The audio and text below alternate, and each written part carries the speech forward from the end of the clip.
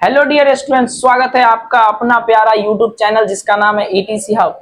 मैं अंकित भैया आपका मोस्टली वेलकम करता हूं हमारे इस यूट्यूब चैनल पे। तो आज की जो क्लास है वो लैंगिक जनन की घटनाएं। इससे पहले मैंने क्लास 12 चैप्टर 1 का 2 टॉपिक में पढ़ा चुका हूं। उसके बाद ये थर्ड वीडियो और ये लास्ट वीडियो है, ठीक।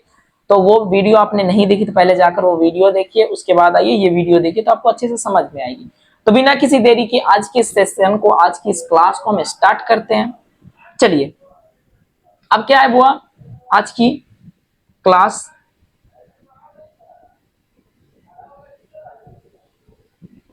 वो देखेंगे तो वो है निषेचन। लैंगिक जनन की घटनाएं की अगर बात करें तो लैंगिक जनन की 3 की घटनाएं होती है, ठीक।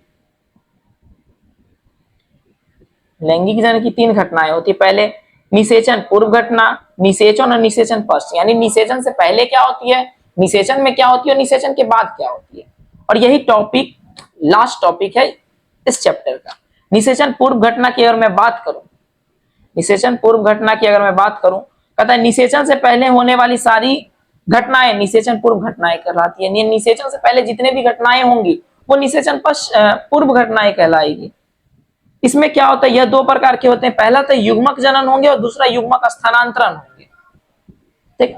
युग्मक जनन की मैं बात करूं तो जीव शरीर की जनन कोशिका विभाजन के परिणाम स्वरूप संरचना युग्मनज कहलाती है तथा यह क्रिया युग्मनज कहलाती है। यानी जीव शरीर की जो कोशिका, जनन कोशिका जब विभाजन होगी, विभाजन के पश्चात जो कोशिका बनेगी उसको हम लोग युग्मक जनन कहेंगे, ठीक। और युग्मक जनन में क्या होता है बुआ, एक अंडाणु और शुक्राणु का निर्माण होता है, ठीक। यानी अंडाणु शुक्राणु के निर्माण होने की क्रिया को युग्मक जनन कहते हैं, ये याद रखना।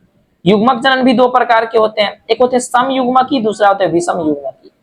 यानी जब युग्मक का आकार समान हो तो उसे समयुग्मकी कहते हैं। यानी युग्मक कहने का मतलब नर युग्मक एवं मादा युग्मक दोनों का आकार अगर सेम है तो उसे समयुग्मकी कहेंगे। जैसे कि अगर मैं क्लेडोफोरा की मैं बात करूं, जैसे देखो यहाँ पे क्लेडोफोरा है, एक सेकेंड, जूम क्यों नहीं हो पा रहा है। हाँ, ये जो देख रहे बुआ, ये हमारा क्लेडोफोरा है। तो क्लेडोफोरा में तुम आपको पता ही नहीं चलेगा जो कौन नर है और कौन मादा है, ठीक। अगर विषम युग्मकी की बात करें तो जब युग्मक आकार में भिन्न होते हैं तो उसे हम विषम युग्मकी कहते हैं। जैसे कि आप नर युग्मक एवं मादा युग्मक को देख लो। नर युग्मक बल, मनुष्य की अगर मैं बात करूं तो नर युग्मक छोटा होता है, मादा युग्मक बड़ी होती है।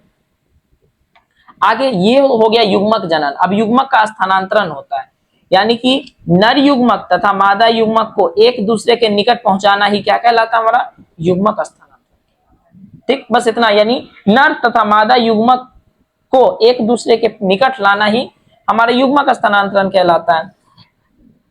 जीवों में इसके बाद आता है जीवों में लैंगिकता बुआ। तो जीवों में लैंगिकता के आधार पर जीव 2 प्रकार के होंगे, एक तो एक लिंगी होंगे, दूसरा द्विलिंगी होंगे। एक लिंगी की अगर मैं बात करूं तो वह जीव जिसमें नर तथा मादा जननांग एक ही अलग अलग जीव में पाए जाते हैं उसे एक लिंगी कहते हैं। जैसे मनुष्य में देखते हो नर अलग होता है, मादा अलग होती है।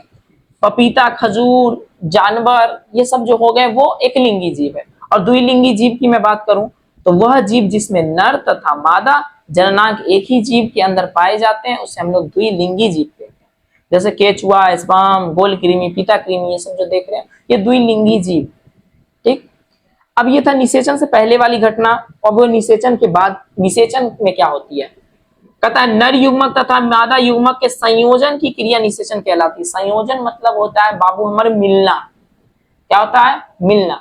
संयोजन मतलब होता है मिलना, समझ गए ना, मिलना। नर युग्मक एवं मादा युग्मक के मिलने की क्रिया को कहते हैं हम लोग निषेचन, ठीक। जिसके परिणाम स्वरूप युग्मनज यानी जाइगोट का निर्माण होता है, ठीक। निषेचन 2 प्रकार के होंगे, एक होंगे आंतरिक निषेचन, एक होंगे बाह्य निषेचन। आंतरिक निषेचन जो शरीर के अंदर होंगे, मनुष्य, जानवर उम्र के देखना ना, बेबी जो होंगे शरीर के अंदर पलते हैं तो उसे हम लोग कहते हैं आंतरिक निषेचन। यानी निषेचन की क्रिया अंदर, शरीर के अंदर ही होगी, ठीक। बाह्य निषेचन की मैं बात करूंगा तो जो शरीर के बाहर होती है निषेचन। आप जैसे मेढक की बात करो तो बरसात के सीजन में क्या होगा, पानी के अंदर नर अपना युग्मक छोड़ देगा, मादा अपना युग्मक छोड़ देगी। वो पानी में ही आपस में मिलकर वो बेंग मछली जिसको कहते हैं ना हम आम भाषा में, ठीक, वही युग्मक होते हैं उसके, ठीक। अब निषेचन के बाद क्या बनते हैं, कहता है निषेचन के पश्चात होने वाली सारी घटना को निषेचन पश्चय घटना कहते हैं।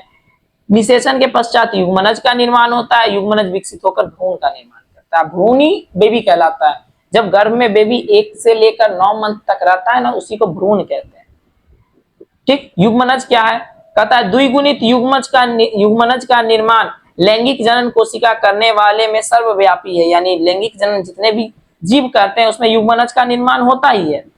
जिन जीवों में बाह्य निषेचन होता है उनमें युग्मनज बाह्य माध्यम अर्थात जल में बनता है, परंतु जिनमें आंतरिक निषेचन होता है उनमें युग्मनज मादा शरीर के जनन अंगों में होता है, यानी शरीर के अंदर बनता है। और यह क्रिया फेलोपियन नलिका में होती है, फेलोपियन नलिका जहां निषेचन की क्रिया होती है, ठीक। निषेचन के बाद वो हमारा बनता है भ्रूण, ठीक। सो युग्मनज, और युग्मनज विकसित होकर क्या बनाता है, भ्रूण, और भ्रूण बनने की प्रक्रिया को हम लोग कहते हैं भ्रूणोद्भव, यानी युग्मनज से भ्रूण बनने की प्रक्रिया को हम लोग भ्रूणोद्भव कहते हैं। अगर एग्जाम में आपसे पूछ दे भ्रूणोद्भव क्या होता है तो कहना आप लोग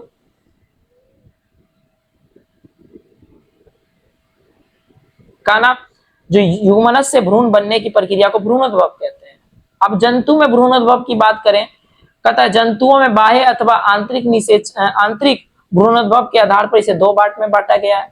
पहला अंड प्रजक, दूसरा सजीव प्रजक। अंड प्रजक की मैं बात करूं, इस प्रकार के जंतु द्वारा निषेचित अंडा किसी सुरक्षित स्थान पर दिए जाते हैं, जैसे पक्षी, मगरमच्छ, सांप, ये सब अंडे देते हैं और इसका निषेचन जो होगा वो बाहर करेंगे ये लोग, ठीक। उसके बाद अच्छा स्लाइड खत्म हो गई क्या, अच्छा आगे नहीं था, सॉरी मैं बना नहीं पाया। अच्छा अगर सजीव प्रजक की बात करूं तो वैसा इस प्रकार के जनन में इस प्रकार के जंतु जो होते हैं उसमें निषेचन जो होता है शरीर के अंदर में होता है, ठीक, जिसको हम सजीव प्रजक कहते हैं। जैसे कुत्ता, बिल्ली, मनुष्य की मैं बात कर दूं, वो सब का जो भ्रूण होता है वो शरीर के अंदर बनते हैं, ठीक। और यहाँ चैप्टर होती है बुआ यहाँ पे खत्म, ठीक। दुआ करते हैं आपको ये वीडियो अच्छी लगी होगी, ठीक। मिलते हैं एक और नए वीडियो के साथ, चैप्टर 2 के साथ। तब तक के लिए मन लगाकर पढ़ो, मन लगाकर पढ़ो और ईमानदारी से पढ़ो, अपने माँ बाप का नाम रोशन करो, ठीक। तो जय हिंद, जय भारत, मिलते हैं नए वीडियो के साथ।